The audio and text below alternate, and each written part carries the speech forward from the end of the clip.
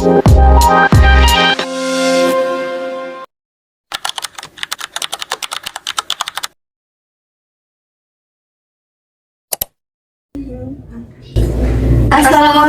warahmatullahi wabarakatuh.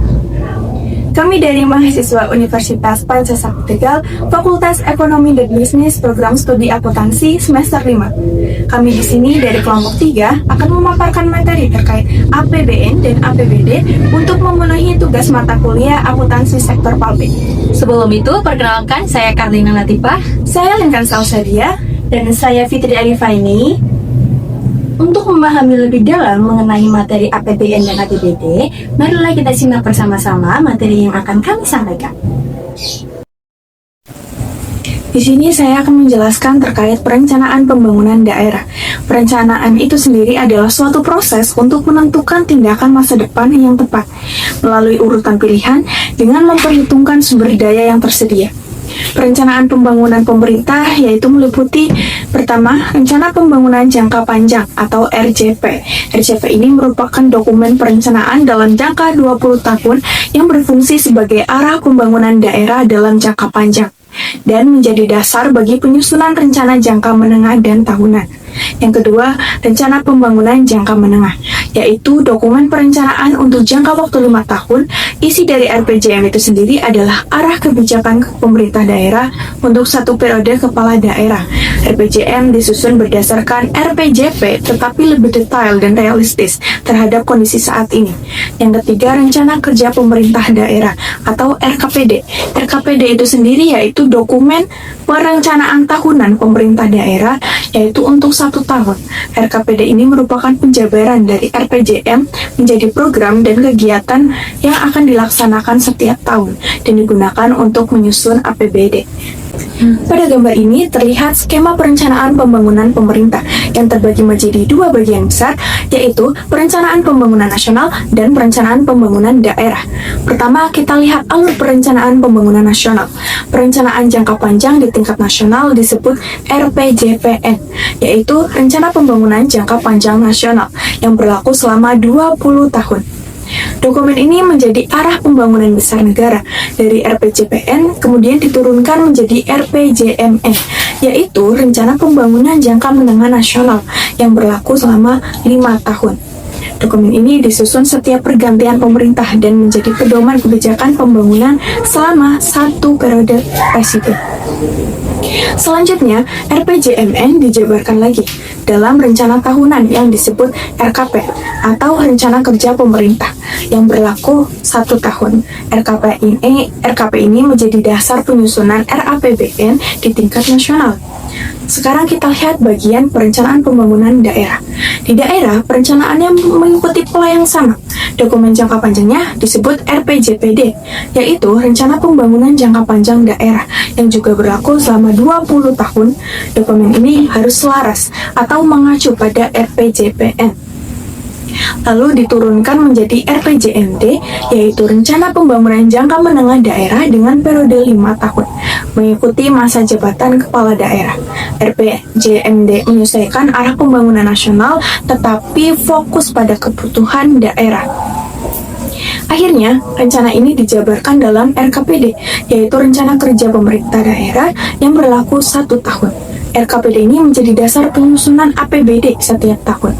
Secara garis besar, skema ini menunjukkan bahwa sistem perencanaan pembangunan di Indonesia ini tersusun secara berlangsung dan terintegrasi mulai dari 20 tahun, 5 tahun, hingga perencanaan tahunan, baik di tingkat nasional maupun di tingkat daerah. Selanjutnya, terdapat 3 aspek penting dalam proses perencanaan dan penganggaran. Yang pertama, pendekatan penganggaran dengan perspektif jangka menengah, Medium Term Expenditure Framework atau MTEF.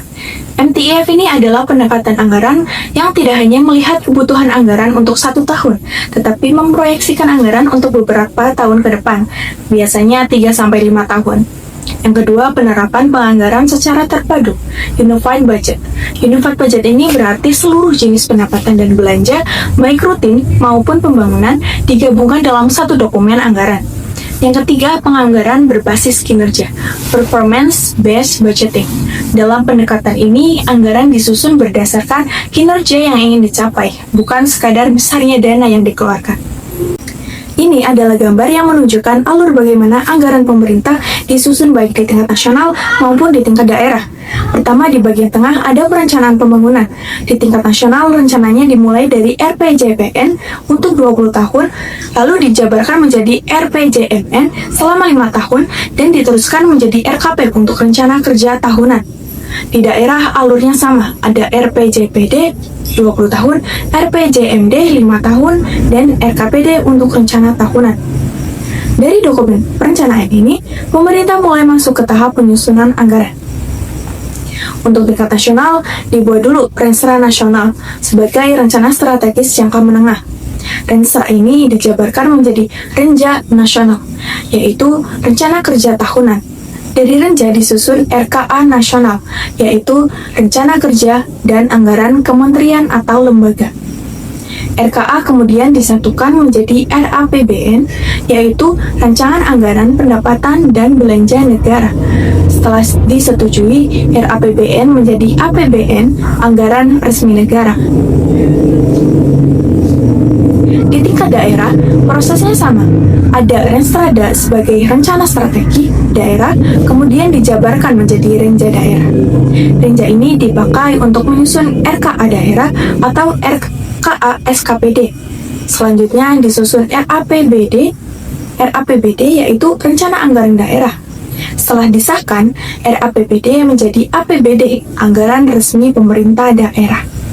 Secara sederhana, alur ini menunjukkan bahwa anggaran pemerintah selalu berangkat dari perencanaan jangka panjang, menengah, hingga tahunan, lalu diterjemahkan menjadi rencana kerja, dan akhirnya menjadi anggaran yang digunakan setiap tahun. Selanjutnya, saya akan menjelaskan APBN dan APBD. APBN itu sendiri adalah Anggaran Pendapatan dan Belanja Negara, yaitu daftar yang memuat rincian penerimaan negara dan pengeluaran atau belanja negara selama 1 tahun yang ditetapkan dengan undang-undang untuk masa 1 tahun, mulai dari 1 Januari sampai dengan tanggal 31 Desember, disebut dengan tahun fiskal. APBN ini terdiri atas anggaran pendapatan, anggaran belanja, dan pembiayaan. Kemudian APBD. APBD itu Anggaran Pendapatan dan Belanja Daerah, adalah daftar yang memuat rincian penerimaan daerah dan pengeluaran atau belanja daerah selama 1 tahun yang ditetapkan dengan peraturan daerah atau Perda untuk masa 1 tahun mulai dari tanggal 1 Januari sampai dengan tanggal 31 Desember. APBD ini terdiri atas anggaran pendapatan, anggaran belanja, dan pembiayaan. Kurang lebih sama dengan APBN, tetapi lingkupnya daerah. Selanjutnya, saya akan menjelaskan pendapatan negara. Pendapatan negara dalam APBN dibagi menjadi 3 sumber, yaitu penerimaan pajak, penerimaan bukan pajak, dan hibah. Sumber yang pertama, penerimaan pajak. Penerimaan pajak merupakan sumber pendapatan terbesar untuk negara.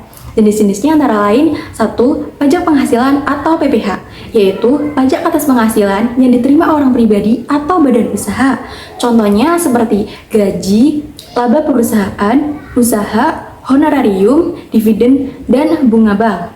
Yang kedua, pajak pertambahan nilai atau PPN, merupakan pajak atas konsumsi barang dan jasa. Setiap transaksi jual beli yang dikenai PPN akan menjadi penerimaan negara. Yang ketiga, pajak bumi dan bangunan atau PBB. Pajak atas kepemilikan atau pemanfaatan tanah dan bangunan. Contoh objek PBB yaitu rumah tinggal, tanah kosong, pabrik dan gudang, dan bangunan usaha. Yang keempat, pajak penjualan atas barang mewah atau PPNBM adalah pajak yang dikenakan atas penyerahan barang kena pajak tertentu yang tergolong mewah. Yang kelima, cukai. Cukai dikenakan atas barang-barang tertentu yang memiliki dampak tertentu seperti rokok, minuman beralkohol, dan produk tertentu lainnya. Sumber yang kedua, penerimaan bukan pajak atau PNBP. PNBP adalah pendapatan yang diperoleh pemerintah bukan dari pajak. Komponennya meliputi 1. Penerimaan dari sumber daya alam seperti minyak, gas, batu bara, tambang mineral, dan hasil hutan. Yang kedua, setoran laba BUMN, yaitu dividen yang disetor oleh badan usaha milik negara ke kas negara. Yang ketiga, PNBP lainnya, misalnya pendapatan pelayanan publik, biaya perizinan, dana hasil lelang, dan pendapatan lainnya yang bukan berasal dari pajak. Sumber yang ketiga, hibah. Hibah adalah bantuan dari pihak lain, baik dalam negeri maupun luar negeri, berupa uang atau barang yang diterima pemerintah. Hibah ini sifatnya tidak mengikat dan diperuntukkan untuk kepentingan pembangunan. Selanjutnya, belanja negara. Belanja negara terbagi menjadi dua kelompok, yaitu belanja pemerintah pusat dan belanja daerah. Belanja pemerintah pusat adalah belanja yang digunakan untuk membiayai kegiatan pembangunan pemerintah pusat, baik yang dilaksanakan di pusat maupun di daerah. Belanja pemerintah pusat meliputi 1. Belanja pegawai. Belanja pegawai digunakan untuk membayar gaji, tunjangan, honor, dan belanja tambahan lainnya bagi pegawai negeri. Yang kedua, belanja barang. Pembelian barang operasional pemerintah seperti alat tulis, komputer, kendaraan dinas, dan pengadaan lainnya. Yang ketiga, belanja modal. Belanja modal digunakan untuk membiayai pembangunan aset atau infrastruktur seperti jalan, jembatan, sekolah, rumah sakit, dan fasilitas umum lainnya. Yang keempat, pembayaran bunga utang. Pembayaran bunga atas utang dalam negeri maupun utang luar negeri. Yang kelima, subsidi. Subsidi terdiri dari subsidi BBM dan subsidi non-BBM. Subsidi non-BBM contohnya seperti listrik, pupuk, dan lainnya. Yang keenam, belanja hibah. Belanja hibah diberikan kepada lembaga atau pihak tertentu sebagai bentuk dukungan pemerintah terhadap program tertentu. Yang ketujuh, belanja sosial. Belanja sosial meliputi bantuan sosial, jaminan sosial, dan penanggulangan bencana alam. Yang kedelapan, belanja lainnya. Belanja yang tidak dapat diklasifikasikan ke kategori lain, namun tetap diperlukan untuk kepentingan negara. Selanjutnya, belanja daerah. Belanja daerah merupakan dana yang diberikan pemerintah pusat kepada pemerintah daerah. Dana tersebut kemudian masuk sebagai pendapatan dalam APBD. Jenis-jenisnya, 1. Dana bagi hasil. Merupakan dana yang dibagikan berdasarkan hasil penerimaan pajak dan sumber daya alam. Yang kedua, dana alokasi umum. Dana alokasi umum merupakan dana yang diberikan secara merata untuk memenuhi kebutuhan umum daerah. Yang ketiga, dana alokasi khusus. Dana alokasi khusus merupakan dana khusus untuk membiayai kegiatan tertentu seperti pendidikan, kesehatan, dan infrastruktur. Yang keempat, dana otonomi khusus. Dana otonomi khusus diberikan kepada daerah yang memiliki status otonomi khusus. Selanjutnya, pembiayaan negara. Pembiayaan negara digunakan untuk menutupi defisit atau memanfaatkan surplus anggaran. 1. Pembiayaan dalam negeri meliputi pembayaran perbankan, privatisasi BUMN, surat utang negara, dan penyertaan modal negara.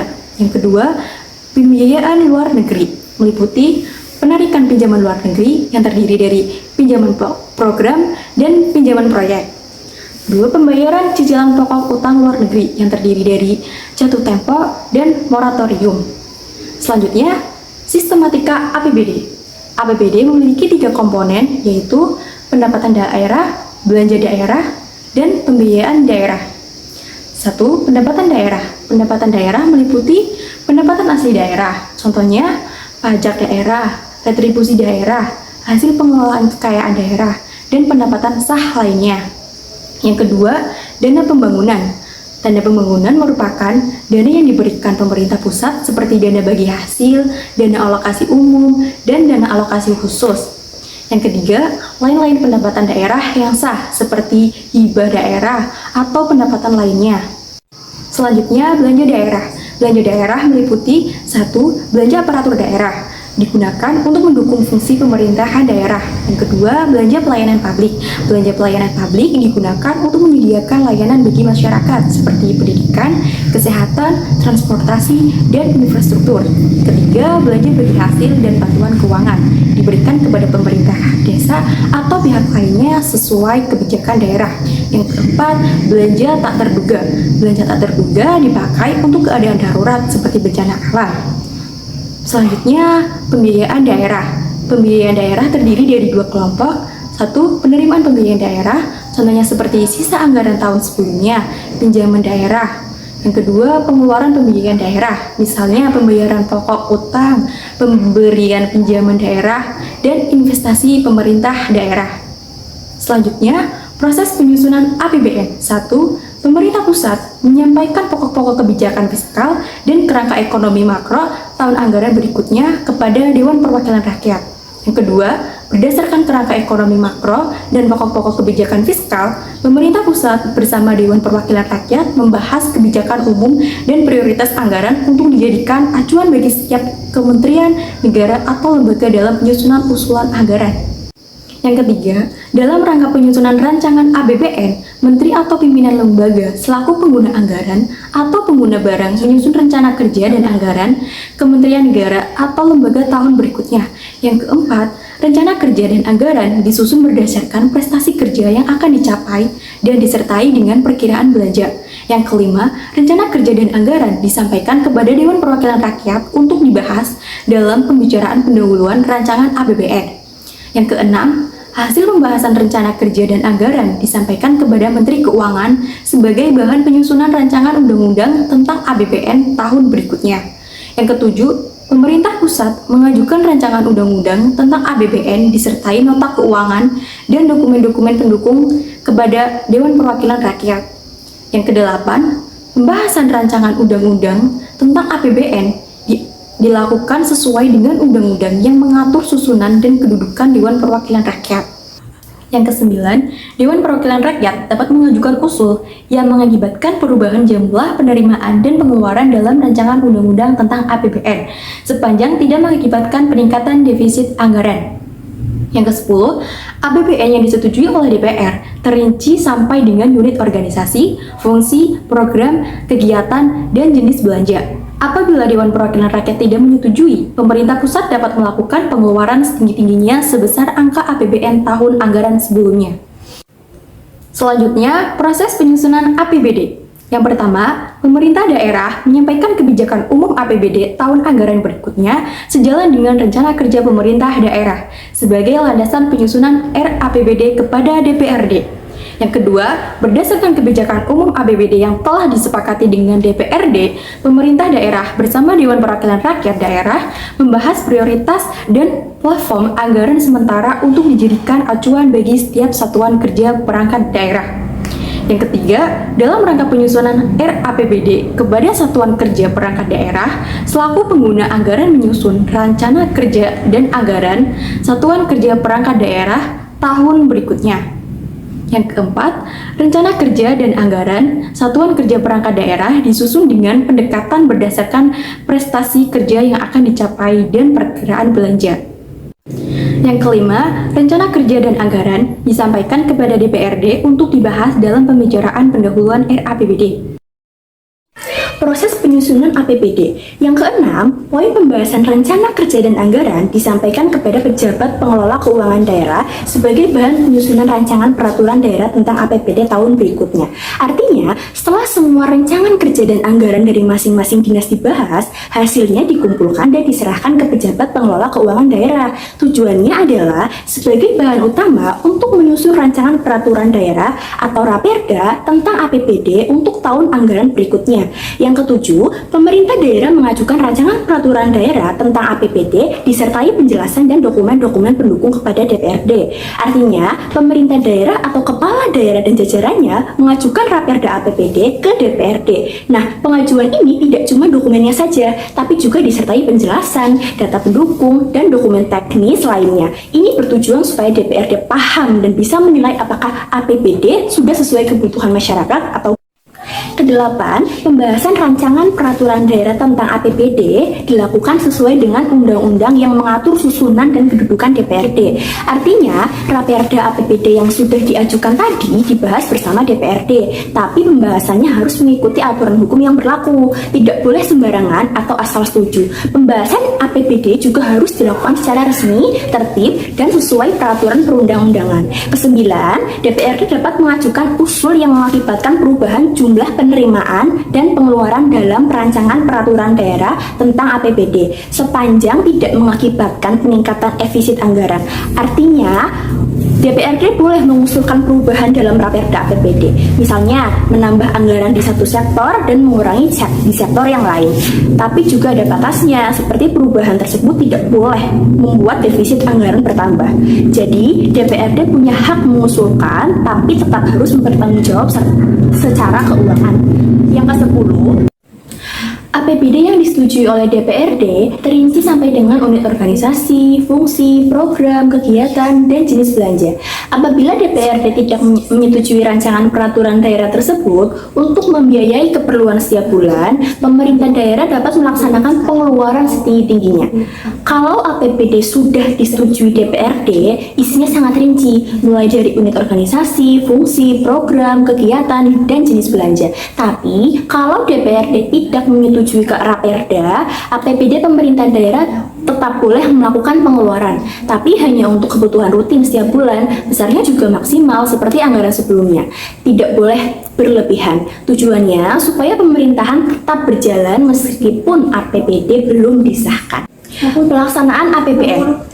Setelah APBN ditetapkan dengan undang-undang, pelaksanaannya dituangkan lebih lanjut dengan keputusan Presiden. Nah, setelah APBN resmi disahkan menjadi undang-undang, pemerintah tidak langsung menjalankannya begitu saja. Pelaksanaannya juga diatur lebih rinci lagi melalui keputusan Presiden. Kenapa perlu keputusan Presiden? Karena keputusan Presiden berfungsi sebagai petunjuk teknis, supaya kementerian atau lembaga tahu cara menjalankan anggaran, penggunaan uang negara sesuai dengan aturan, tidak terjadi salah tafsir, serta yang lainnya.